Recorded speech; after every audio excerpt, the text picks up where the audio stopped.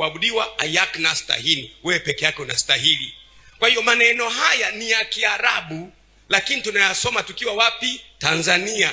Hii ina maana kwamba Uislamu na mira ya Kiarabu vina uhusiano. Kwa hiyo ukitukana Waarabu, ukatukana wa Palestina, Waislamu wote walio hapa unawagusa. Unanisikia ndugu zangu?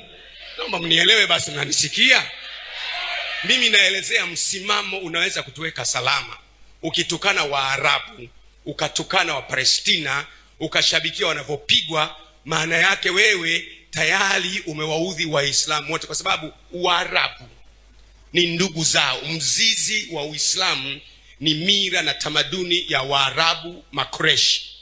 Mira ya Kikristo mzizi wake ni Israeli. Sasa wenye mzizi ndio wanapigana, yaani kishina cha Ukristo na kishina cha Uislamu vinapigana. Sisi tunyamaze kimya. Nisikilize vizuri.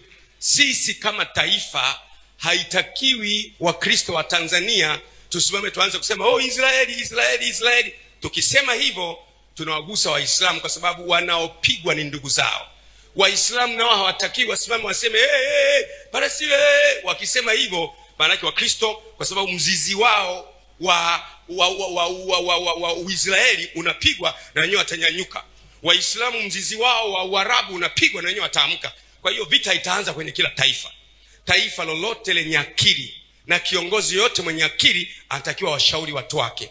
Siasa ya Mashariki ya Kati, pamoja na kwamba inatugusa, tuwaachie wenyewe. Si tuendelee kutafuta maji, tuendelee kufanya kilimo, tuendelee kujenga nyumba, tuendelee kuleta umeme, tuendelee kuwasomesha watu, tutulie na siasa yetu. Bahati nzuri Tanzania tumejaaliwa na Mwenyezi Mungu kwamba tuna uwezo wa kuvumiliana.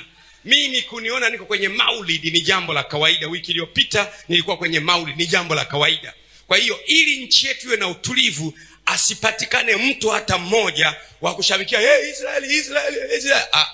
Asipatikane mtu mmoja wa kushabikia Palestina, ingawa tunaguswa. Kama yanakugusa basi piga magoti umwombe Mungu. Hiyo shida ya Mashariki ya Kati itaisha kama ilivyoamriwa na kama ilivyopangwa. Hata kama ungenyanyua mabango, hauwezi kubadilisha hatima iliyopangwa juu ya Mashariki ya Kati. Itakuwa vile vile kama ilivyopangwa. Lakini kwa sababu ya usalama wa mataifa yetu, na waomba sana ndugu zangu Waislamu waja wa Mwenyezi Mungu Subhanahu wa Ta'ala, tunyamaze. Na waomba sana Wakristo tunyamaze, tuachie siasa ya